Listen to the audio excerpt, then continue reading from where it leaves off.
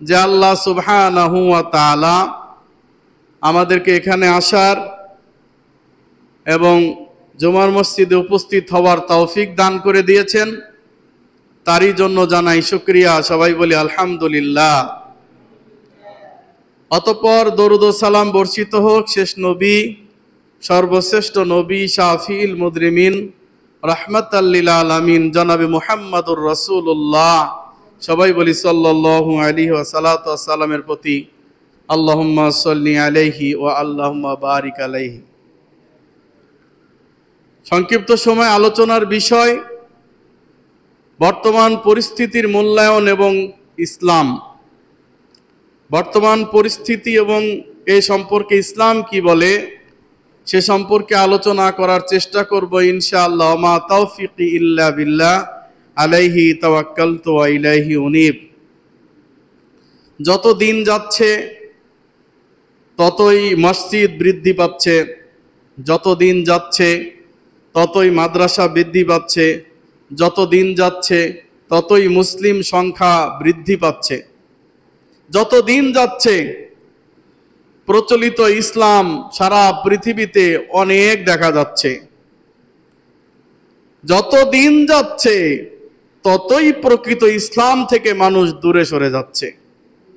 ঘরে ঘরে ডক্টর তৈরি হচ্ছে, ঘরে ঘরে বিশেষজ্ঞ তৈরি হচ্ছে, বিশাল বিশাল সব জ্ঞানের অধিকারী, কিন্তু ধীরে ধীরে মানুষ আইয়ামে জাহিলিয়াতের যুগে চলে গেছে। বর্তমান পরিস্থিতি বলা চলে আইয়ামে জাহিলিয়া যুগকেও ছাড়িয়ে ফেলেছে। কারণ আইয়ামে জাহিলিয়া যুগে মানুষ আর যাই করুক অন্তত নিজের পুত্রবধূর সাথে পরকিয়া করে নাই, ঠিক না? এরকম কোনো রিপোর্ট পাওয়া যায় না, কিন্তু বর্তমান এটাও দেখতে হচ্ছে। আউযু বিল্লাহি মিনাশ শাইতানির রাজিম। আইয়ামে জাহিলিয়া যুগে নিজের কন্যাকে মাটির মধ্যে প্রথিত করেছে, জাস্ট এতটুকুই। বিরাট অন্যায় তারা করেছে আমরা মানি, কিন্তু বর্তমান তার চাইতেও বেশি অন্যায় সংগঠিত হচ্ছে এই বাংলার জমিনে। মানুষ দিন দিন যত ইসলাম বৃদ্ধি পাচ্ছে ততই মানুষ দিন দিন মূর্খতার দিকে অগ্রসর হচ্ছে। আল্লাহ সুবহানাহু ওয়া তাআলা আমাদেরকে সঠিক দিনের উপর রাখুন, আমরা সেই প্রত্যাশা করি, আল্লাহুম্মা আমিন। অনেকে বলছেন যে ভাই একটা বৃহত্তর স্বার্থে একটা কিছু হওয়া দরকার ইসলামের, আর এই ইসলামের কিছু হতে গিয়ে আমরা নির্বাচনের মাধ্যমে বাংলাদেশে ইসলামকে কায়েম করব বা দিন কায়েম করব, এই ধরনের চিন্তা চেতনা। তো এইটাতে করতে গিয়ে খুঁটিনাটি কিছু বিষয়, সেই বিষয়গুলো আপনারা ধরিয়েন না, ওটা আপনারা একটু সাইডে রাখেন। বর্তমান যেটা সবচেয়ে বেশি দরকার, ইসলামকে ক্ষমতায় আনতে হবে, তাই যেইভাবে হোক, সেটা ইসলামী শরীয়ত অনুযায়ী হোক বা গণতান্ত্রিক মাধ্যমে হোক, আনতে হবে। বন্ধুগণ, ইতিপূর্বে যত রসুল এসেছে প্রত্যেকটা রসুলের একটাই ডায়লগ ছিল। সূরা নাহাল 16 নম্বর সূরা 36 নম্বর আয়াত খুলে দেখেন, প্রত্যেকটা নবী একটাই দাওয়াত দিয়েছে, আনি ইবুদুল্লাহ ওয়াজতানিবুত তাগুত।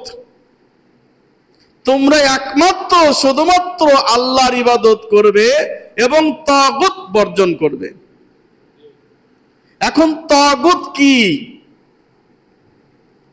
তখনকার যুগে মানুষ বুঝতো তাগুত মানে হচ্ছে মূর্তি পূজা, কারণ তখন মূর্তি পূজাই ছিল বেশি। বর্তমান তাগুত কি?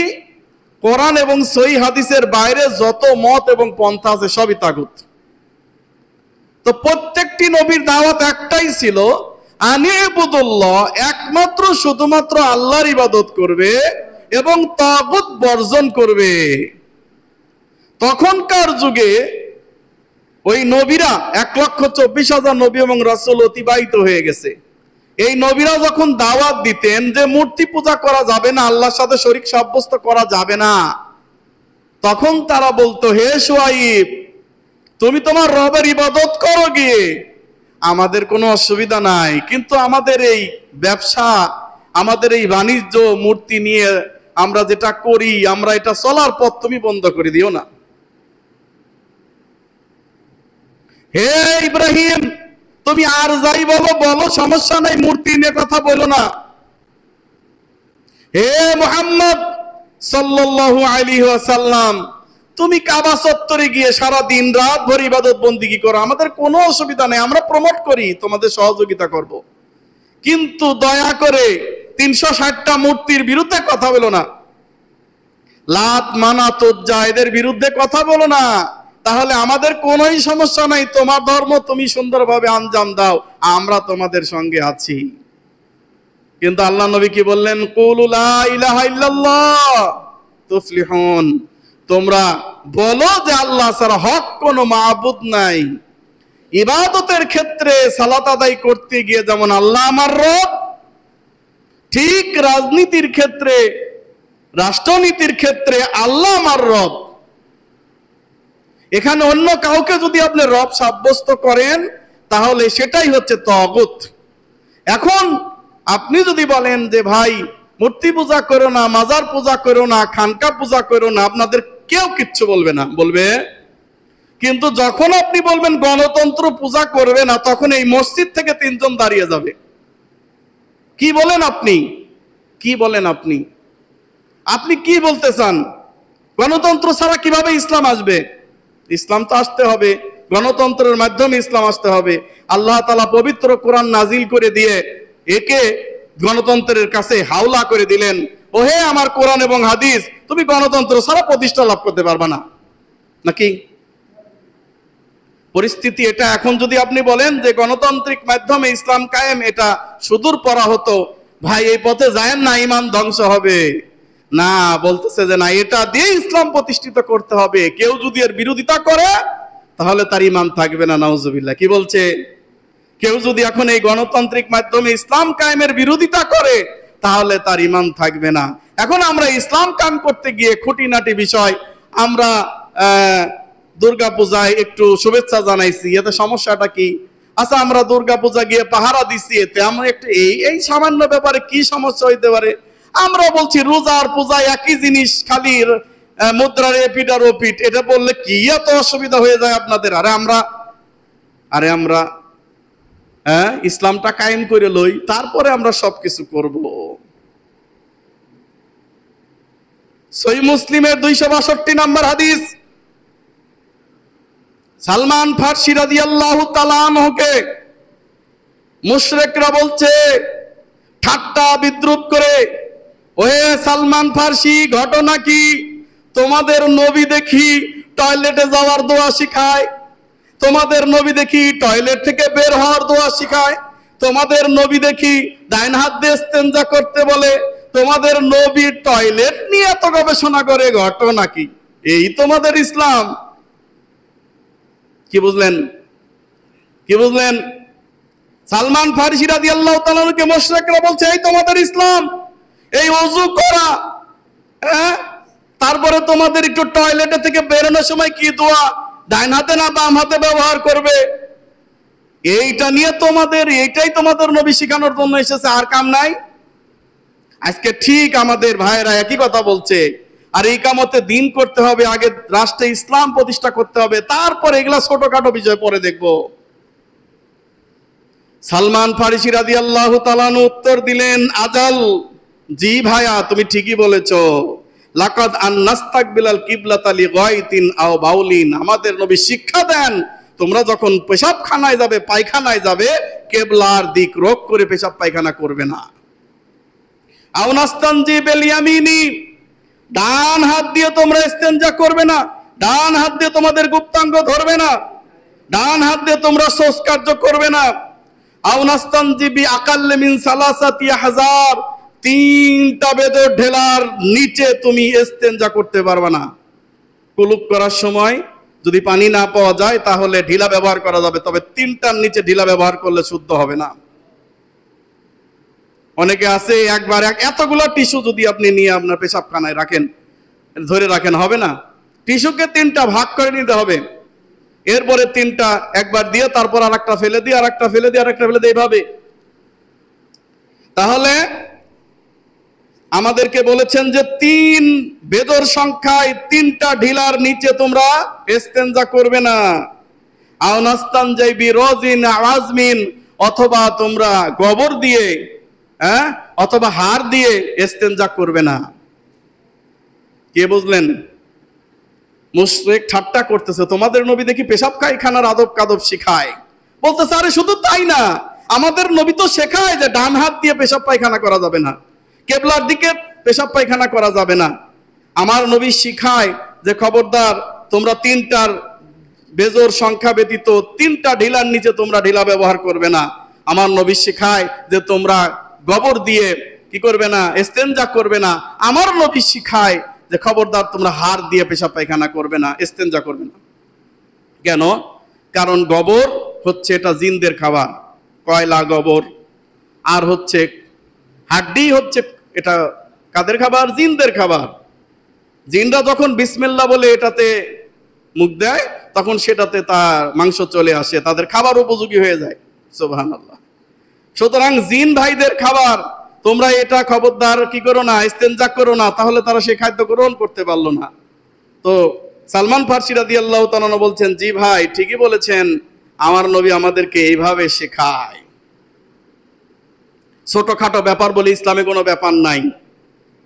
আপনি বলতে পারেন সালাতের মধ্যে 7 ফরজ, সালাতের বাইরে 6 ফরজ বা 5 ফরজ, সালাতের এই সামনে পিছনে ওয়াজিব সুন্নত নফল আছে না নাই? আমরা বলি কি বলি না ভাই? বলি। কিন্তু এটা কি নবী সাল্লাল্লাহু আলাইহি সাল্লাম বলছেন যে এটা সুন্নত, এটা নফল, এটা হলো তোমার ফরজ নামাজের মধ্যে, এটা তোমার মনে করো যে না বললেও চলবে, এটা এভাবে বলছে আল্লাহ নবী হাদিসে? বলছে? বলে নাই, বলে নাই। এটা মুহাদ্দিসিনগণ ভাগ করেছেন, ভালো করছেন, খারাপ বলবো না, কারণ নামাজের ভিতরে এগুলাকে তারা গুরুত্ব মনে করে এটাকে বলেছেন, ভালো। কিন্তু আমি যদি সেটা মনে করে এখন ওই ছোট ছোট বিষয়গুলোকে ছেড়ে দিয়ে বলি যে আমি নামাজ আদায় করলাম, নামাজ হবে, সালাত হবে না, বোঝাইতে পারি নাই। আপনি অজু করতে গেছেন, অজু করতে গিয়ে দেখা গেল যে অজুর কয় ফরজ? 4টা। অজুর 4 ফরজ? মাশাআল্লাহ, জাযাকাল্লাহু ফাকিহুদ্দিন। অজুর 6 ফরজ আমরা জানি না অনেকে, শুধু আমরা 4টাই জেনে আসিছি ছোটবেলা থেকে, আসলে অজুর ফরজ 6টা। এখন এই 6টা ফরজের বাইরে আরো আমল আছে না নাই? কথা কয় না, আছে না নাই? 6টার বাইরে আমল আছে না নাই? এখন যদি আপনি বলেন যে আমি এই 6টা করবো, বাপ্পা কি করবো না, ফরজ তো করছি, এই সুন্নাতগুলো না করলে কি হবে? অজু হবে? কথা কয় না, অজু হবে? অজু হবে না, হিসাব ক্লিয়ার বরাবর। তাহলে আপনি ছোটখাটো এটা সেটা বাদ দিতে চাচ্ছেন কেন? এই জন্য হযরতে আবু বকর রাদিয়াল্লাহু তাআলা আনহু তিনি কি বলতেন শোনেন। সহিহ মুসলিমের 1762 নম্বর হাদিস, সহিহ বুখারীতেও হাদিসটি এসেছে। তিনি বলতেন, লাস্তু তারিকান শাইয়ান কানা রাসূলুল্লাহ সাল্লাল্লাহু আলাইহি সাল্লাম ইয়ামালু বিহি ইল্লা আমিলতু বিহি। আমি ছোটখাটো কোনো ব্যাপার মনে করে কোনো আমলকে ছেড়ে দিতে পারি না। আমি ছোটখাটো কোনো ব্যাপার মনে করে কোনো আমল ছেড়ে দিতে পারি না। আল্লাহর নবী যে আমল করেছেন আমি তাই করব। ফাইন আকশাইন তারাকতু শাইয়ান ইন আমরিয়া নাযিগ। আরে আমি কি এই আমলটা ছেড়ে দিয়ে ওই আমলটা ছেড়ে দিয়ে ছোট মনে করে আমলটাকে ছেড়ে দিয়ে কি আমি পথভ্রষ্ট হয়ে যাব? সুবহানাল্লাহ। আবু বকর রাদিয়াল্লাহু তাআলা আনহু সম্পর্কে ওমর রাদিয়াল্লাহু তাআলা আনহু বলছেন, শুনে রাখো, পৃথিবীর সমস্ত মানুষের ঈমান যদি এক পাল্লায় তোলা হয় আর আবু বকরের ঈমান যদি এক পাল্লায় তোলা হয়, আবু বকরের ঈমানের দাড়ি পাল্লা ভারী হয়ে যাবে। সুবহানাল্লাহ। কেন?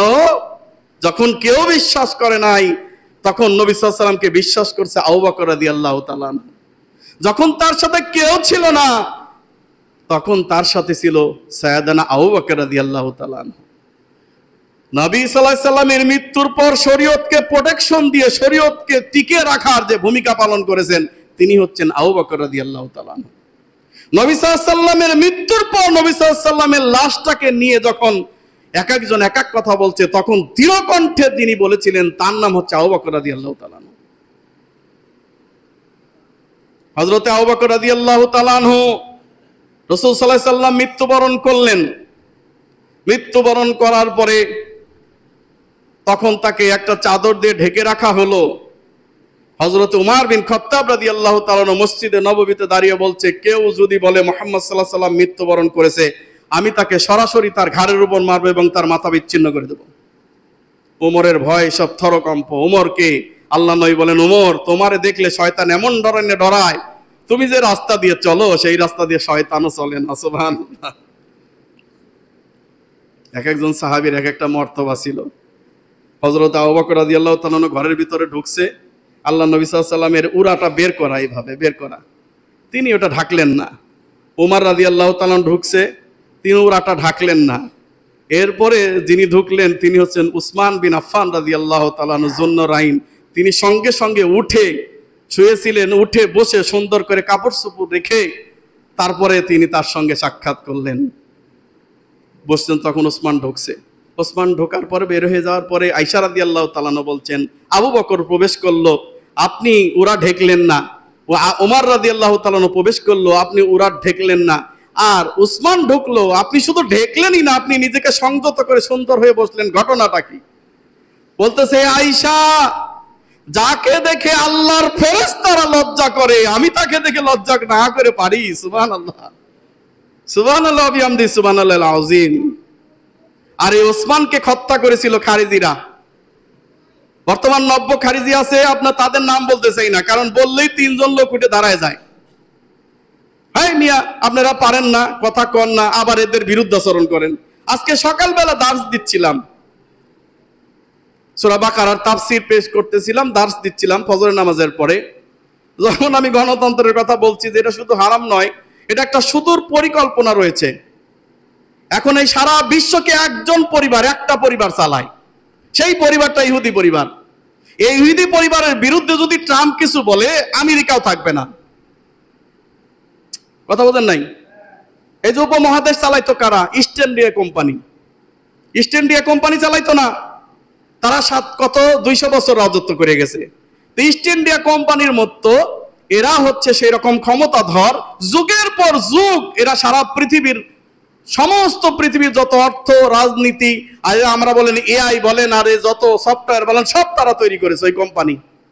এবং তারা সারা পৃথিবীর রাজনীতি দেখে বেড়ায়। এবং শুধু তাই না, তারা গণতন্ত্র প্রতিষ্ঠা করতে চায় প্রত্যেকটি দেশে, কিন্তু খেলাফত প্রতিষ্ঠিত করবে না। যে খেলাফতের কথা বলবে তাকে বলবে জঙ্গি। হ্যাঁ, যেই খেলাফতের কথা বলবে সেই বলবে জঙ্গি। আজকে যদি আহলে হাদিস আন্দোলন, আজকে যদি জমিয়তে আহলে হাদিস, আজকে যদি বাংলাদেশ জামাত ইসলামী, আজকে যদি জামাতে আহলে হাদিস, এবং আজকে যদি চরমোনাই, আজকে যদি বিভিন্ন ইসলামী দল আমরা দাবি তুলতাম বাংলাদেশে খেলাফত প্রতিষ্ঠিত হতে হবে, সমস্ত ভোট সিস্টেম বাদ দাও, হইতো না ভাই? হয়ে যেত। কিন্তু ওই যে আজকে 200 বছর যারা রাজত্ব করে গেছে, ডিভাইড এন্ড রুল, বিভক্ত করে শাসন করো, আজকে আমাদেরকে বিভক্ত করে রেখেছে, কারণ আমরা যাতে খেলাফত প্রতিষ্ঠিত করতে না পারি। এনায়েতুল্লাহ আব্বাসী একটা কথা বলেছেন, যদিও লোকটা অনেক বিতর্কিত, কাফের বানানোর মেশিন। একটা কথা বলছিল যে মাসলাক যার যার, অন্তত দিন ইসলাম সবার, তা মাসলাকটা একটু ফাঁকে রেখে আমরা যদি খেলাফতটা প্রতিষ্ঠিত করতে পারি, এরপরে আমরা আমাদের মাসলাক মানলাম, সমস্যা নাই। কিন্তু দেখা গেল এই খেলাফত প্রতিষ্ঠার কথা আজ পর্যন্ত কেউ বলে নাই। একজন সাংবাদিক, দাড়িও নাই, মুছও নাই, কিচ্ছু নাই, ও দুঃখ করে বলতেছে, আহারে বাংলাদেশে এই যে প্রধান উপদেষ্টার কাছে সবাই গেল, সবাই গণতন্ত্র প্রতিষ্ঠা করতে চায়, কেউ খেলাফতের কথা কয় না, কেউ কইল না। সব ইসলামী দল সবাই বলতেছে যে আমরা গণতন্ত্রের মাধ্যমে ইসলাম কায়েম করবো, নাউযুবিল্লাহি মিন যালিক। তো এই জন্য বলতেছিলাম যে ভাই, একজন উঠে পড়বো, এই কথা বলবো, সেই কথা বলবো, আল্লাহ রক্ষা করুক। তো হযরতে ওসমান রাদিয়াল্লাহু তাআলা আনহুকে দেখে ফেরেশতারা লজ্জা পেতেন। যাই হোক, আবু বকর রাদিয়াল্লাহু তাআলা আনহু যখন শুনতে পেলেন নবী সাল্লাল্লাহু আলাইহি সাল্লাম মৃত্যুবরণ করেছেন, ওমর ঘোষণা দিয়ে দিল, কেউ যদি বলে নবী সাল্লাল্লাহু আলাইহি সাল্লাম মৃত্যুবরণ করেছেন, আমি তার ঘাট থেকে মাথাটা আউট করে দেব। কেউ সাহস পাচ্ছে না নবী সাল্লাল্লাহু আলাইহি সাল্লাম মৃত্যুবরণ করেছেন এই কথাটা বলার। আবু বকর রাদিয়াল্লাহু তাআলা আনহু তিনি ঘোড়ার পিঠে চড়ে আসলেন। আসার পরে নবী সাল্লাল্লাহু আলাইহি সাল্লামকে হিবারার চাদর দিয়ে ঢাকা ছিল, তিনি চাদরটা উঠালেন, ওঠানোর পর তার কপালে চুম্বন করলেন, চুম্বন করে বললেন, হে আল্লাহর নবী, আপনার যে মৃত্যু আসার কথা ছিল সে মৃত্যু এসে গেছে, আপনি দ্বিতীয়বার মরবেন না, আপনার মৃত্যু এসে গেছে। হযরত আবু বকর রাদিয়াল্লাহু তাআলা মসজিদে নববীর মধ্যে প্রবেশ করলেন, মানুষজন সব ওমরের দিকে তাকিয়ে আছে। তিনি আসার পরে সবাই আবু বকরের দিকে তাকিয়েছেন। ওমর রাদিয়াল্লাহু তাআলা নাঙ্গাতর ভাবে ধরে আছে, কেউ যদি বলে মুহাম্মদ সাল্লাল্লাহু আলাইহি ওয়াসাল্লাম মৃত্যুবরণ করেছে, তারা মাথা আউট করে ফেলবো এখান থেকে। হযরত আবু বকর রাদিয়াল্লাহু তাআলা দ্ব্যর্থহীন কণ্ঠে ওখানে দাঁড়িয়ে বললেন, মান তা'বুদু মুহাম্মাদান সাল্লাল্লাহু আলাইহি ওয়াসাল্লাম মুহাম্মাদ কদ মাত। তোমরা যারা এতদিন মুহাম্মদ সাল্লাল্লাহু আলাইহি সাল্লামের পূজা করতে, ইবাদত করতে, মুহাম্মদ সাল্লাল্লাহু আলাইহি ওয়াসাল্লাম আজকে মৃত্যুবরণ করেছেন। ওয়া ইন কানাত তা'বুদুল্লাহ, আর তোমরা যারা আল্লাহর ইবাদত করতে, হাইয়ুল কাইয়ুম লা তাখুযুহু ওয়া লা ইয়ামুত।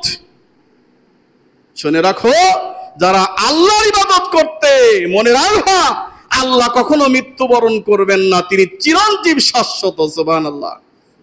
ওমর রাদিয়াল্লাহু তাআলা আনহুর তরবারি পড়ে গেল সঙ্গে সঙ্গে, তিনি বসে বললেন।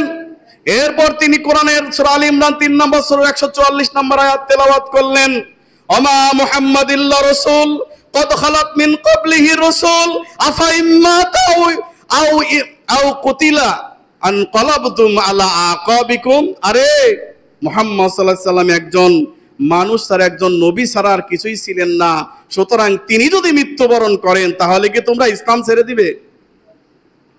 তিনি যদি মৃত্যুবরণ করেন, তোমরা ইসলাম ছেড়ে দিবে?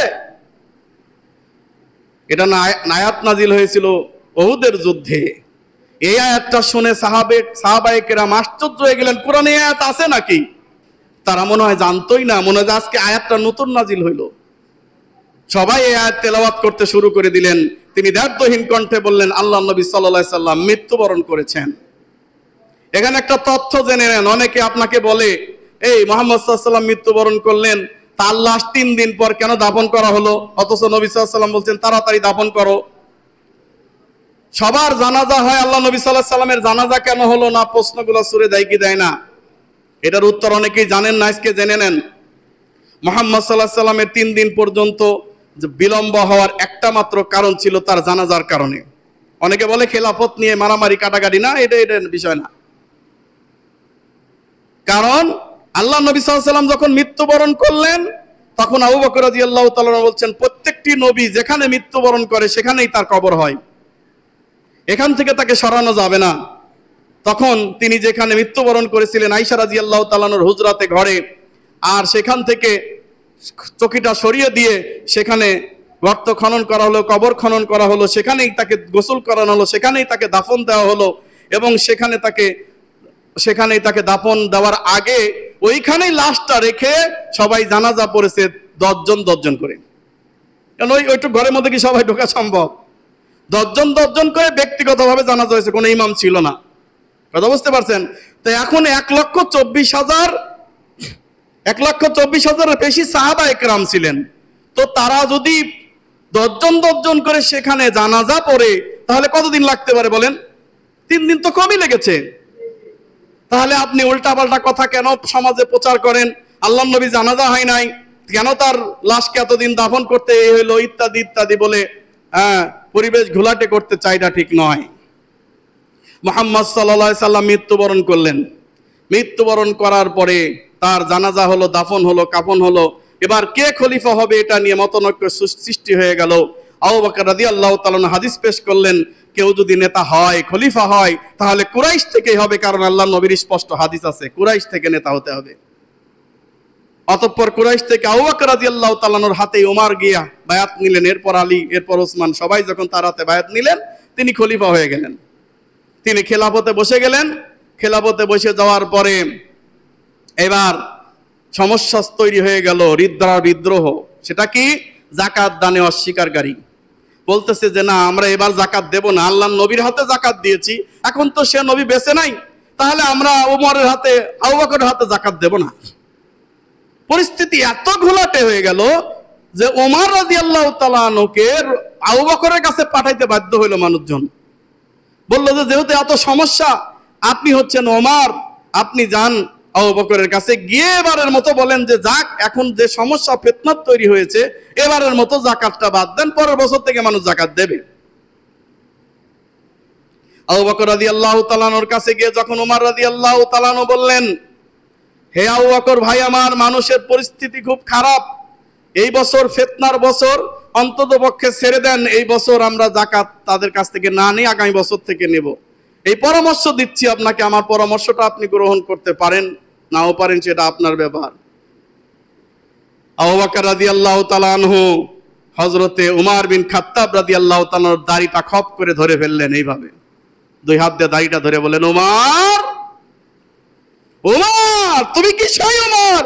রাসূলের যুগে তুমি সিংহ ছিলে, আমার যুগে কেন ভেড়া হয়ে গেলে? উমর, শুনে রাখো, আল্লাহর নবীর যুগে উটের সাথে যে রশিটা দেওয়া হতো, আল্লাহর নবীর যুগে উটের সাথে যে রশি দেওয়া হতো, উট দেওয়ার পরে কেউ যদি বলে আমি রশিটাও দেব না, আমি তার বিরুদ্ধে যুদ্ধ ঘোষণা করলাম, আমি তার বিরুদ্ধে জিহাদ ঘোষণা করলাম। হে ওমর, শুনে রাখো, মান ফাররাকা সালাতি ওয়া যাকাতি, যে ব্যক্তি যাকাত এবং সালাতকে, যাকাত দিবে, সালাত পড়বে কিন্তু যাকাত দিবে না, পার্থক্য সৃষ্টি করে, শুনে রাখো, তার বিরুদ্ধেই আমার জিহাদ। কথা মনে বোঝেন নাই? পবিত্র কোরআনে 82 বার সালাতের কথা বলা হয়েছে, একই সাথে যাকাতের কথা। আকিমুস সালাতা ওয়া আতুজ যাকাতা, সালাত কায়েম করো, যাকাত প্রদান করো, 82 বার বলা হয়েছে। অথচ আমরা ঠিকই সালাত পড়ি, যাকাত দিই না। অনেকে আমরা বলি যে না, আমরা তো ফিতরাই দেই, জাকাত কি, জাকাত দিয়ে কি হবে? জাকাত আর ফিতরা বলে একই, নাউযুবিল্লাহি মিন যালিক। হ্যাঁ, এবার আসেন, আবার উমর আসলেন, এই বিষয় তো গেলই। আল্লাহ নবী হযরত উমর ফারুক রাদিয়াল্লাহু তাআলা বলছেন, আপনি এটা কি করবেন? যখন আল্লাহ নবী বলেছেন, মান ক্বালা লা ইলাহা ইল্লাল্লাহ আসামা মিন্নি ওয়া দামুহু ওয়া ইরজিহি ওয়া মালিহি, হে আবু বকর, যেই ব্যক্তি স্বীকার করবে আল্লাহ ব্যতীত কোনো হক উপাস্য নাই, তার ধন সম্পত্তির ক্ষতি করা, তাকে হত্যা করা, তার মান সম্মান নিয়ে টানা হেঁচড়া করা, এটা নিষিদ্ধ, হারাম। তখন তিনি বললেন, মান ফাররাকা যাকাতি ও সালাতি, যে ব্যক্তি সালাত এবং যাকাতের মধ্যে পার্থক্য করে, আমি তার বিরুদ্ধে জিহাদ ঘোষণা করেছি। সুতরাং কেউ যদি সালাত অস্বীকার করে সে কাফের, কেউ যদি সালাত আদায় না করে সে কাফের, কেউ যদি যাকাত আদায় করতে গরিমসি করে আর বলে যে যাকাত না দিলেও চলে, সেও কাফের। সালাত না পড়ে, সালাতকে অস্বীকার করে যেমন আপনি কাফের, যাকাতকে অস্বীকার করে আপনি কাফের, এতে কোনো সন্দেহ নাই। তখন তিনি বললেন, উমর রাদিয়াল্লাহু তাআলা বললেন, আল্লাহু আকবার কাবীরা আলহামদুলিল্লাহ কাসীরা, আল্লাহ তাআলা আপনাকে যে জ্ঞান বুদ্ধি দিয়েছে এটা কাউকে দেয় নাই, আল্লাহ আপনার অন্তরটা খুলে দিয়েছে, আমরা এটা বুঝতে পারি নাই। এরপরে আসলো রাসূল সাল্লাল্লাহু আলাইহি সাল্লাম জীবিত থাকতে ওসামা বিন জায়েদের সন্তান ওসামা, 17 বছরের যুবক, কালো কুচকুচা একটা ছেলে, তাকে নেতৃত্ব দিয়ে সেনাবাহিনী বানিয়ে, সেনাবাহিনীর প্রধান বানিয়ে, কমান্ডার বানিয়ে তাকে দিয়ে যুদ্ধ যেতে বললেন। আর সেই যুদ্ধের পিছনে উমর ছিল, আবু বকর ছিল, ওমর ছিল এবং বিভিন্ন বড় বড় সাহাবীরাও ছিল। কমান্ডারকে 17 বছরের যুবক। তখন রাসূল সাল্লাল্লাহু আলাইহি সাল্লাম জীবিত থাকতে কেউ কোনো কথা বলে নাই, কিন্তু তিনি মৃত্যুর পরে মানুষজন বলা শুরু করলো, এই ছোট বাচ্চার হাতে আমরা তাকে আমির মেনে, কমান্ডার মেনে আমরা যুদ্ধে যাব, এটা আমাদের লজ্জার ব্যাপার। আপনি যান, একটু আবু বকরকে বুঝান অন্তত কমান্ডারটা চেঞ্জ করে দিতে, তাইলে আমরা যুদ্ধে যাব, সমস্যা নাই। এবার আবু বকরের কাছে উমর এসে যখন এই কথা বললেন, উমরকে তিনি ডাইরেক্ট থ্রেট দিলেন এইভাবে, শোনো, আজকে আমার আনুগত্য থেকে যদি সব মানুষ বের হয়ে যাও, তুমি উমরও যদি আমার আজকে আনুগত্য না করো, আমাকে না মানো, কেউ যদি আমাকে না মানে,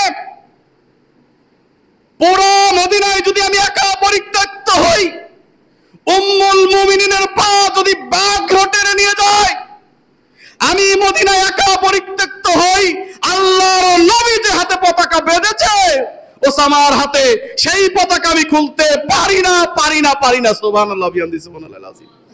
নরম মানুষটি সেদিন কেমন গরম হয়ে গিয়েছিলেন। এই জন্য ইসলাম তার সমমহিমান নিয়ে এখনো দাঁড়িয়ে আছে। ওমরের মতো লোক ছিল, আবু বকরের মতো লোক ছিল বলে। ওমর রাদিয়াল্লাহু তাআলা আনহু তিনি অর্ধজাহানের খলিফা, বিশাল সাম্রাজ্যে গেলেন, রোম সম্রাট, কিসরা সম্রাট, এখানে তিনি গেলেন একবার মেহমান হয়ে। লোকজন সব বসে খাওয়া দাওয়া করছে, ওমর রাদিয়াল্লাহু তাআলা বসে খাওয়া দাওয়া করছেন।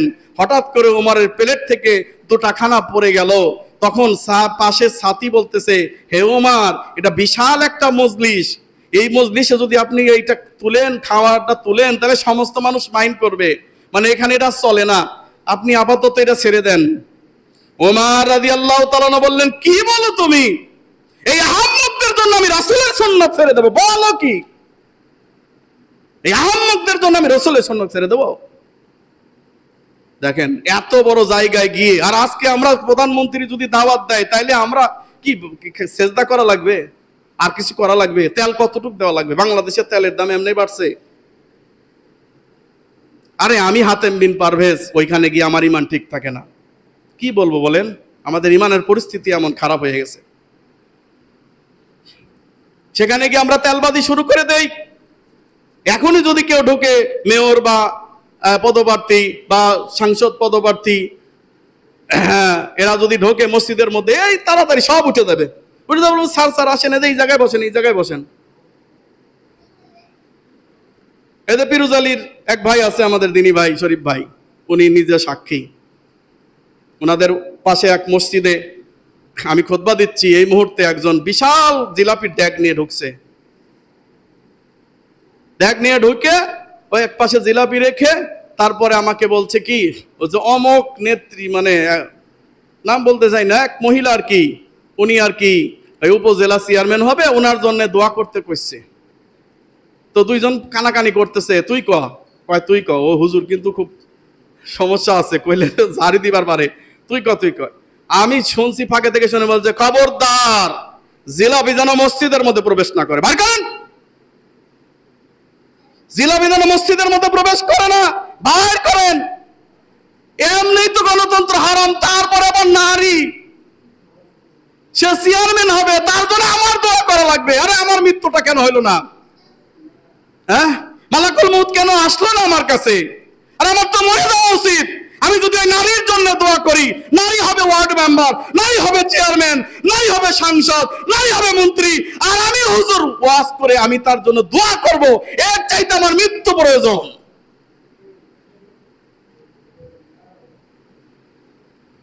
সুতরাং ওমর রাদিয়াল্লাহু তাআলা বলছেন, এই আহম্মক, তারা পৃথিবীর বড় বড় হতে পারে, কিন্তু এই আহম্মকদের কারণে আমি রাসূলের সুন্নাত ছাড়তে পারি না। ওমর রাদিয়াল্লাহু তাআলা সালাত আদায় করতেছিলেন, আবু লুলু তাকে গিয়ে একেবারে পেটের মধ্যে পার দিলেন, পেট সম্পূর্ণ কেটে ভুঁড়ি বের হয়ে গেছে, রক্ত পড়তেছে। ওমর রাদিয়াল্লাহু তাআলা আনহুকে একজন নিয়ে চলে গেলেন, আর একজন সেখানে ইমামতে দাঁড়িয়ে গেলেন। সালাত শেষ করার পর তার ট্রিটমেন্ট শুরু হলো।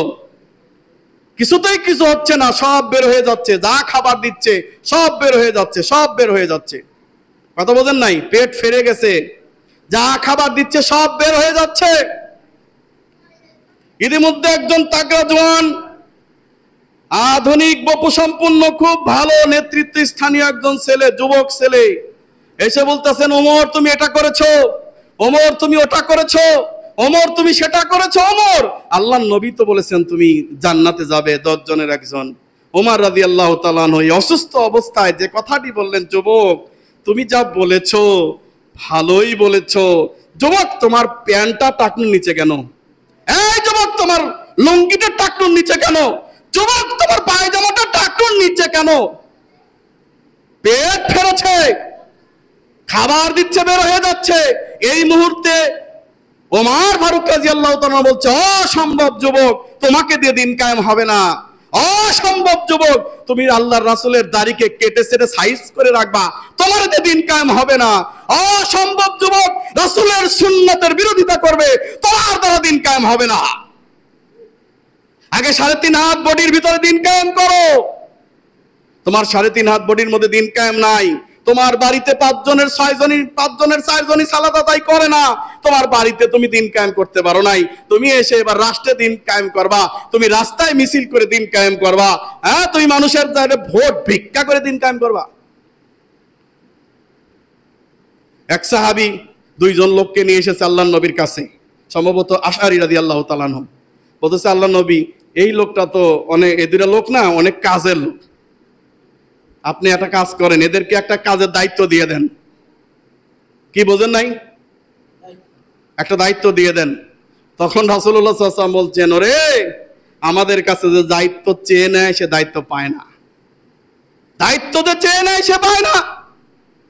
আর আজকে বলতেছে আমাদের ভোট দেন, জান্নাতে যেতে পারবেন।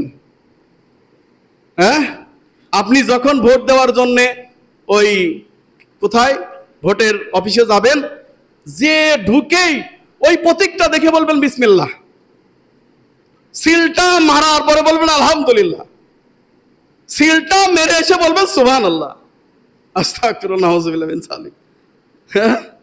একজন বলতেছে যে ধানের শীষে বিসমিল্লাহ, লা ইলাহা ইল্লাল্লাহ, ধানের শীষে বিসমিল্লাহ, কালেমাই চেঞ্জ করে ফেলছে।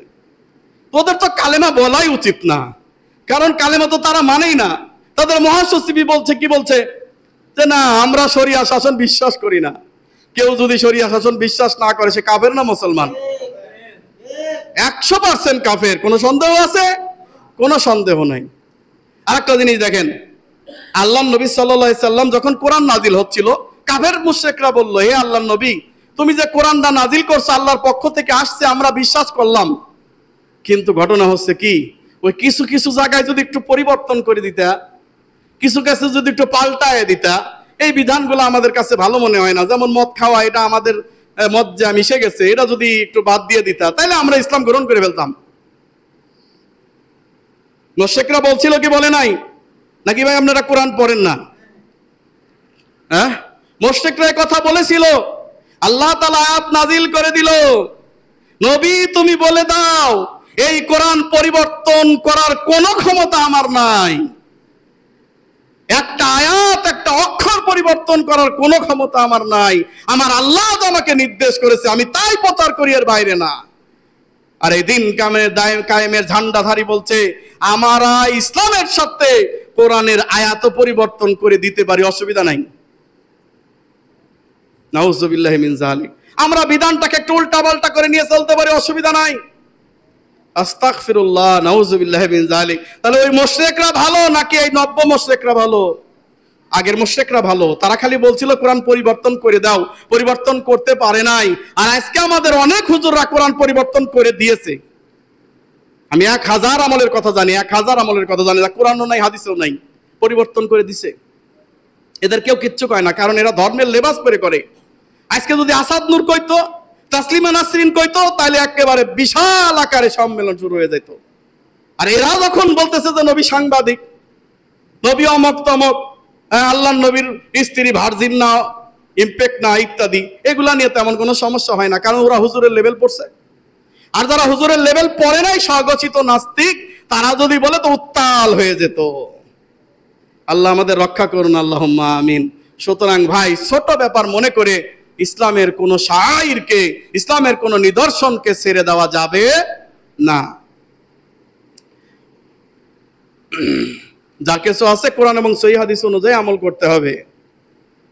হযরতে আবু তাহির পাটরানি একজন খুব ভালো একজন লোক, তার তাজকিরাতুল মাওজুআত এর খণ্ড নাম্বার 1 333 নম্বর পৃষ্ঠায় একটা কথা বলছেন, মান আমিলা বিখবরিন সাহা আন্নাহু কিযবুন ফাহুয়া মিন কদিমিশ শায়তান। যেই ব্যক্তি জানলো যে এটা মিথ্যা হাদিস, এটা মিথ্যা কথা, মিথ্যা হাদিস জানার পরেও যদি সে সেই হাদিস মানুষের সামনে প্রচার করে, তাহলে সে শয়তানের খাদেম। কিসের খাদেম? শয়তানের খাদেম। শুধু তাই না, মোল্লা আলী কারি হানাফি তিনি বলেছেন তার একটি গ্রন্থে 145 নম্বর পৃষ্ঠায়, মাহাদ্দাসুকা আন আসহাবি রাসূলুল্লাহ সাল্লাল্লাহু আলাইহি সাল্লাম ফাখুজ বিহি আমা ক্বালু বিরাইহিম ফাবুল আলাইহি। শোনো, যা কিছু আল্লাহর নবী এবং তার সাহাবী থেকে এসেছে সেটা তোমরা নির্দ্বিধায় মেনে নাও। আমা ক্বালু বিরাইহিম, আর তারা যেটা রায় অনুযায়ী বলে, নিজেদের মন মস্তিষ্ক অনুযায়ী বলে, নিজেদের মন গড়া কিছু বলে, ফাবুল আলাইহি, সেটা তো মানবেই না, ওটার উপর পেশাব করে দাও। কি বুঝলেন? আমি বলছি মোল্লা আলী কারি হানাফি তার শাম্মির রাওয়াফিজ ফিল শাম্মিল আওয়ারিস খণ্ড নাম্বার 1 145 নম্বর পৃষ্ঠায় তিনি বলেছেন, আল্লাহ এবং তার রাসূল এবং তার সাহাবায়ে কেরাম থেকে যা পাও তা গ্রহণ করো, অন্য কোন মানুষ যে রায় দেয় সেই রায়ের উপর পেশাব করে দাও। মুসনাদে আহমদ মিশকাতের 120 নম্বর হাদিস। আল্লাহর নবীর একজন সাহাবী নাম হচ্ছে আব্দুল্লাহ। তিনি মৃত্যুকালীন সময়ে প্রচুর কান্নাকাটি করছেন। সাহাবায়ে কেরাম তাকে দেখতে গেলেন। দেখতে যেয়ে বলতেছেন, হে আবু আব্দুল্লাহ, মা ইউবকিকা, তুমি কাঁদছো কেন? হে আবু আব্দুল্লাহ, তুমি কাঁদছো কেন? আরে তোমার ব্যাপারে কি আল্লাহ রাসূল বলে নাই? হে আব্দুল্লাহ, তুমি তোমার মুখটাকে ছোট ছোট করে কাটো। হে আব্দুল্লাহ, তুমি তোমার মুখটাকে ছোট ছোট করে কাটো। আর এই ছোট ছোট করে কাটার আমল করতে করতে আমার সাথে এসে জান্নাতে দেখা করবে। সুবহানাল্লাহ। এই ছোট ছোট মুখটাকে ছোট করে কাটবেন, দাড়িটাকে ছেড়ে দিবেন, দাড়ির মধ্যে হাত দিবেন না। এই সুসংবাদ আল্লাহ নবী দিয়েছেন, কেউ যদি আমার এই সুন্নতকে মেনে চলে, মুখটাকে ছোট ছোট করে কাটে আর দাড়ি মাফ করে দেয়। অনেকে বলেন যে দাড়ি এক মুষ্টের নিচে কাটা যায়, এটা নিয়ে বিতর্কিত মাসালা রয়েছে, কিন্তু আল্লাহ নবী এক মুষ্টের নিচে কোনোদিন কাটে নাই। কাটছে? তা আমরা কাকে মানবো? আল্লাহ নবী সাল্লাল্লাহু আলাইহি ওয়াসাল্লামকে মানবো, কারণ তিনি আমাদের আদর্শ, আর কেউ নয়। লাকাদ কানা লাকুম ফি রাসূলিল্লাহি উসওয়াতুন হাসানা। আদর্শ হচ্ছে আমার নবী সাল্লাল্লাহু আলাইহি ওয়াসাল্লাম। তিনি কখনো তার দাড়ি আশপাশ থেকে কোনো দিক থেকেই কাটেন নাই, যেমন ছিল তেমন করে রেখেছেন। সহিহ মুসলিমের 5268 এবং সহিহ বুখারীর 5967 এবং সহিহ মুসলিমের 407 408 নম্বর হাদিস। রাসূল সাল্লাল্লাহু আলাইহি সাল্লাম বলতেছেন যে আমর ইবনে শুআইব তিনি রাসূল সাল্লাল্লাহু আলাইহি সাল্লাম থেকে আমর রাদিয়াল্লাহু তাআলা আনহু রাসূল সাল্লাল্লাহু আলাইহি সাল্লাম থেকে বর্ণনা করছেন যে আমারও না রাসূলুল্লাহ সাল্লাল্লাহু আলাইহি সাল্লাম আমাদেরকে আল্লাহ নবী নির্দেশ করতেন, আমারও বি ইফা শাওয়ারিব আহফিল লিহিয়া, তোমরা মুখকে ছোট ছোট করে কাটো, দাড়ি মাফ করে দাও। সুতরাং দাড়ি রাখা সুন্নত, এটা ভুল। দাড়ি না রাখলেও চলে, এটাও ভুল। দাড়ি রাখা ফরজ, এটাই ঠিক। আচ্ছা, আমার নাকটা একটু লম্বা, একটু কেটে ছোট করি কেউ? আমার কানটা একটু বড়, অনেকের আছে না, কেটে একটু ছোট করি কেউ? আমার দাঁতটা একটু বড়, কেটে ছোট করি কেউ? যদি করি তাহলে কি হবে? সৃষ্টির আকৃতির বিকৃতি ঘটানো হবে, যা সম্পূর্ণ হারাম। আল্লাহ সুবহানাহু ওয়া তাআলা আদমকে দাড়ি দিয়ে তৈরি করছে না দাড়ি ছাড়া? কথা কন। দাড়ি দিয়ে তৈরি করছে। তাহলে আপনি দাড়ি কাটার কে? আপনি দাড়ি কাটার কে? কেন আপনি দাড়ি কাটতেছেন? যেখানে রাসূলুল্লাহ সাল্লাল্লাহু আলাইহি সাল্লাম নিজে দাড়ি রেখেছেন, এমন যে না তিনি রাখেন নাই, উম্মতকে রাখার নির্দেশ করছেন। হ্যাঁ, যেমন আমাদের বক্তারা বলে কি, এই আপনার স্ত্রীকে স্মার্টফোন দেবেন না, খবরদার, দিলে কিন্তু সে পরকিয়া করবে। সেই স্ত্রী, তারই স্ত্রী আবার ফেসবুকে স্ট্যাটাস দিয়ে দিছে যে আমার স্বামী অমক বক্তা, বিশাল বক্তা, উনি কিন্তু পরকিয়া করে। আছে না নাই? খুব চলছে। আমিও নারীকে দোষী করি, কারণ তার এই ব্যক্তিগত পাপাচার নিয়ে সে এই পর্যন্ত সীমাবদ্ধ থাকা উচিত ছিল, সামাজিকভাবে বয়কট করা উচিত ছিল, দেওয়া উচিত না। একজন মানুষের ব্যক্তিগত অনেক কিছু থাকতে পারে, কিন্তু আল্লাহ যাকে লজ্জিত করবেন বান্দাকে ঠেকাতে পারে? ও তো বলেছিল সালাফি মানহাজের উপর পেশাব করে দিবে, এখন ওর উপর দিয়ে সবাই পেশাব করতেছে। বলেন, সালাফি মানহাজের উপর থুতু দিবে বলছিল, এখন ওর উপর সবাই থুতু দিচ্ছে না? আর একজন লোক আছে ভাই, আমাদের ঘরের লোক বলা চলে, উনি বলেছিল যে প্রফেসর ডক্টর আসাদুল্লাহ গালিব তিনি নিজে একটা দল তৈরি করেছেন, অতএব তিনি হত্যাযোগ্য অপরাধী, তাকে হত্যা করে ফেলতে হবে। বলছিল কিনা? আপনারা অনেকে শুনছেন কিনা? উনি এক মাদানি। দেখেন যে কে কাকে হত্যা করতে চেয়েছিল, আর সেই এখন out of the subject in the interior. কথা কোন ঠিক কিনা? কেনা জানার দরকার নেই, এত জানা লাগবে কেন? চুপ করে থাকেন। চুপ থাকা ভালো, চুপ থাকা ভালো। যত চুপ থাকবেন তত নাজাত পাবেন। দেখেন, আল্লাহর ওলিকে কেউ অপমান করলে আল্লাহ দুনিয়াতেই সে অপমানের বদলা দিয়ে দেন। সেটা বিগত জোট সরকার বুঝছে না? হ্যাঁ, 6 বছর 6 মাস 6 দিন জেল খাটাইছিল। এখন আর ক্ষমতায় আসার চিন্তা ভাবনাই শেষ হয়ে গেছে তাদের। আল্লাহর ওলিকে কেউ যদি এরকম করে, আমরা আসলে ওলি চিনি না। গোপালগঞ্জে যখন আমিরে জামায়াতকে তোলা হবে, তখন গোপালগঞ্জের সমস্ত মাদ্রাসা ছুটি দিয়ে দিছে, শুধু ওখানে আমিরে জামাত উঠবে। এই কথা শোনার পরে একটা লোক আসতেছে যে আল্লাহর ওলি, যেই লোকটা, সমস্ত হোটেল, গোপালগঞ্জের সমস্ত হোটেলগুলা বুকিং হয়ে গেছে আগের দিন। পরের দিন মানুষ, শত শত হাজার হাজার মানুষ রাস্তায়, এক নজরে এই আল্লাহর ওলিটাকে দেখবো, এক নজর দেখবে। এরা সবাই হানাফি, কেউ আহলাদিস না, এটা বাস্তব কথা। সরকার যখন বুঝতে পারলো যে ঘটনাটা খারাপ, তখন তাকে আর বের করে নাই। সেদিন কোর্টে হাজিরা দেওয়া লাগে নাই। চিন্তা করছেন, আমরা চিনি না, কিন্তু সত্যিকার অর্থে আল্লাহর কে ওলি হলে এটা মানুষ বুঝতে পারে। আর তার বিরুদ্ধে যারাই ষড়যন্ত্র করছে লবণের মতো গলে গেছে। আমরা দেখতেছি, বাস্তব, প্র্যাকটিক্যাল, মিথ্যা কথা বলবো না, প্র্যাকটিক্যাল দেখতেছি। আল্লাহ তাকে হায়াতুন তাইয়্যিবা দান করুন এবং তার মাধ্যমে এই দেশে প্রকৃত ইসলামের রূপরেখা কায়েম করার তৌফিক দান করুন, আল্লাহুম্মা আমিন। একবারে নির্দ্বিধা স্পষ্ট করে বলেছে, আমাদের কোন কর্মী যদি এই গণতান্ত্রিক সিস্টেমের সাথে জড়িত থাকো, সে অবশ্যই তার কর্মী কেটে নিয়ে চলে যাবে, এই দল করার তার কোনো দরকার নাই। এরকম স্পষ্ট কথা আজ পর্যন্ত বাংলার জমিনে কোন ইসলামী দল বলে নাই। অনেকেই আছে গণতন্ত্রের বিরুদ্ধে খেলাফত কায়েম করার জন্য, অনেকেই আছেন আলহামদুলিল্লাহ, কিন্তু তারা কেউ এভাবে দ্ব্যর্থহীন কথা বলে নাই। যাই হোক, এই তখন সাহাবীরা বলতেছেন, হে আবু আব্দুল্লাহ, তোমাকেই তো আল্লাহ নবী সুসংবাদ দিয়েছিল যে তুমি মুছটা ছোট ছোট করে কাটবে, দাড়িটাকে লম্বা করবে, তাহলে আল্লাহ সুবহানাহু ওয়া তাআলা রাসূল সাল্লাল্লাহু আলাইহি ওয়াসাল্লামের সাথে তুমি জান্নাতে একসাথে থাকতে পারবে। সুবহানাল্লাহ। আমরা রাসূলের সাথে জান্নাতে একসাথে থাকতে চাই কি চাই না? কথা বলেন। চাই তো ইনশাআল্লাহ। তাহলে আমরা মুছটা ছোট ছোট করে কাটবো আর দাড়ি ছেড়ে দেবো। বুঝতে পারছেন তো? আল্লাহ তৌফিক দান করুন, আল্লাহুম্মা আমিন। এবার আসেন, আব্দুল্লাহ বলতেছেন যে ঠিকই বলেছে আমার ভাই, আমার নবী কথা বলেছিলেন, কিন্তু আমার ভয় তো অন্য জায়গায়। কোন জায়গায়? ভয় অন্য জায়গায়। আমি যা তেলাওয়াত করেছি সূরা আরাফ 7 নম্বর সূরা 172 থেকে 74 আয়াত তেলাওয়াত করেছি। এই আয়াত বলি শেষ করে দেব ইনশাআল্লাহ।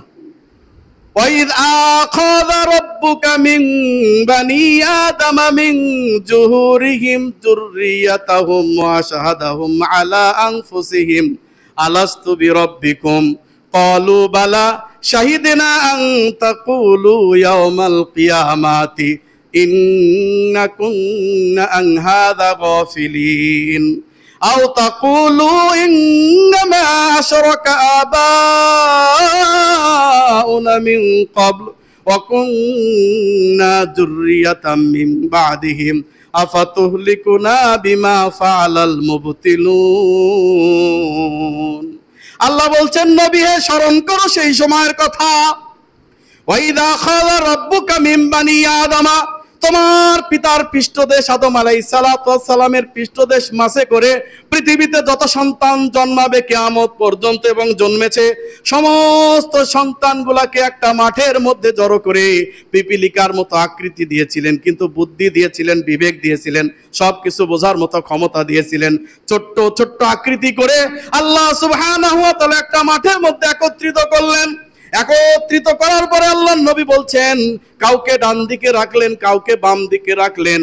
ডান দিকে যারা রাখলেন তারা শুভ্র সাদা চকচকা, আর বাম দিকে যাদেরকে রাখলেন তারা সবাই হচ্ছে কালো কৃষ্ণ, একেবারে কালো কুসকুসা।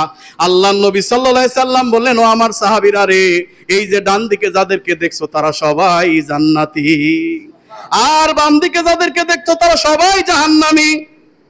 সেই রোজে আদলের দিন, আহাদে আলস্তের দিন আল্লাহ সুবহানাহু ওয়া তাআলা দুইটা ভাগ করে জান্নাত এবং জাহান্নামী নির্ধারণ করে দিয়েছেন। নির্ধারণ করে দিয়ে আল্লাহ নবী সাল্লাল্লাহু আলাইহি সাল্লাম বললেন, শুনে রাখো, ডান দিকের সবাই জান্নাতি, বাম দিকের সবাই জাহান্নামী। সাহাবীরা বললেন, আল্লাহ নবী, সেই দিন থেকেই যদি জান্নাত জাহান্নামী নির্ধারণ করা হয়ে থাকে, আল্লাহ নবী, ওই যে ডান দিকের যদি সব জান্নাতি হয়, বাম দিকের সব যদি জাহান্নামী হয়, আমাদের নামটা যদি বাম দিকে পড়ে। সাহাবী বলতেছেন, ঠিক আছে, আল্লাহর নবী বলেছেন জান্নাতে একসাথে থাকবে, মুখ ছোট ছোট করে কাটো, আমার সাথে জান্নাতে এসে মিলিত হবে। কিন্তু যদি সেদিন আল্লাহ সুবহানাহু ওয়া তাআলার বাম হাতের মধ্যে বাম সাইডে যদি আমি থেকে থাকি, তাহলে আমার পরিস্থিতি কি হবে? এই ভয় কাঁদছি। সুবহানাল্লাহ, এই ভয় কাঁদছি, যদি বাম দিকেরও হতভাগা হয়ে যায়, যদি ডান দিকে আমার নামটা না থাকে। সাহাবা ইকরাম ভয় পেয়ে গেলেন। ভয় পেয়ে বললেন, আল্লাহ নবী, যদি এমন পরিস্থিতি হয়, বাঁচার উপায় কি? আমি ডান দিকের নাকি বাম দিকের আমি তো জানি না। আল্লাহ নবী আরো বললেন, সহিহ মুসলিমের 79 নম্বর হাদিস, মিশকাতের 5267 নম্বর হাদিস, আল্লাহ নবী আরো বললেন, এই পৃথিবী সৃষ্টির 50,000 বছর পূর্বে আল্লাহ সুবহানাহু ওয়া তাআলা প্রত্যেকটি প্রাণীর তাকদীর ভাগ্য লিপিবদ্ধ করে রেখেছেন, কে জান্নাতি কে জাহান্নামী সব লিপিবদ্ধ করে রেখেছেন। এবার লিপিবদ্ধ করার পর কলমকে বললেন, কলম তুমি এবার শুকায় যাও, আর কোনোদিন লিখবে না। আহমদ মিশকাতের 96 নম্বর হাদিস, রাসূল সাল্লাল্লাহু আলাইহি সাল্লাম বলেন, আল্লাহ বললেন, এই কলম মাকতুব তুমি লেখো। কলম বলল, মাকতুব আল্লাহ কি লিখবো? আল্লাহ বললেন, কদার ভাগ্য লেখো, পৃথিবী সৃষ্টির প্রথম থেকে নিয়ে শেষ পর্যন্ত যারা আসবে সবার তকদির লিখে ফেলো। এরপর কলম শুকায় গেল, আর কোনোদিন নতুন করে তকদির ভাগ্য লেখা হবে না। সাহাবায়ে কেরাম আরো ভয় পেয়ে গেলেন, বললেন, আল্লাহ নবী যদি পরিস্থিতি এমনই হয়, তাহলে এই সালাত সিয়াম যাকাত আদায় করার পরেও যদি আমার নাম ডাইন দিকে না থাকে বাম দিকে থাকে, জাহান্নামী হব, তাহলে লাভটা কি আমল করিয়া? লাভটি আমল করে করব কি? সব তো নির্দিষ্ট করাই আছে। বলেন, আল্লাহ নবী সাল্লাল্লাহু আলাইহি সাল্লাম বললেন, দেখো আমার সাহাবী, ঠিক আছে, কিন্তু তুমি জান্নাতি কি জাহান্নামী তা কি জানো? জানো না, তুমি জানো না। তাই ট্রাই টু ট্রাই অ্যাগেইন বলেন, একবার না পারিলে দেখো শতবার। তোমাকে তো দেখি না তো তাদের মতো, তাদের আকার, সুতরাং কেন পারিবে না বলো বারবার? চেষ্টা করো, চেষ্টা করলে আল্লাহ তকদির পরিবর্তন করেও দিতে পারেন। হ্যাঁ, দলিল আছে সহিহ তিরমিজি মিশকাতের 2449 নম্বর হাদিস, দোয়ার মাধ্যমে তাকদির পরিবর্তন হয়ে যেতে পারে। সুবহানাল্লাহ। আবার তাকদির যে পরিবর্তন হবে সেটাও আলিমুল গায়ব আল্লাহ জানে। কথা বুঝতে পারছেন? আল্লাহর নবী বললেন, দেখো তোমাকে যদি জান্নাতের জন্য তৈরি করা হয়, জান্নাতের সব কাজ তোমার জন্য সহজ করে দেওয়া হবে। তোমার জন্য ফজরের জামাতে অংশগ্রহণ করা কোনো ডোন্ট ম্যাটার, কিচ্ছু মনে হবে না। তোমার তাহাজ্জুদে ওঠা কোনো ব্যাপার মনে হবে না। এশার সালাত আদায় করা কোনো ব্যাপার মনে হবে না। 5 ওয়াক্ত সালাত তুমি আদায় করতে পারবে, কারণ তোমার জন্য জান্নাতের কাজ সহজ করে দেওয়া হবে। তুমি আল্লাহর রাস্তায় দান করতে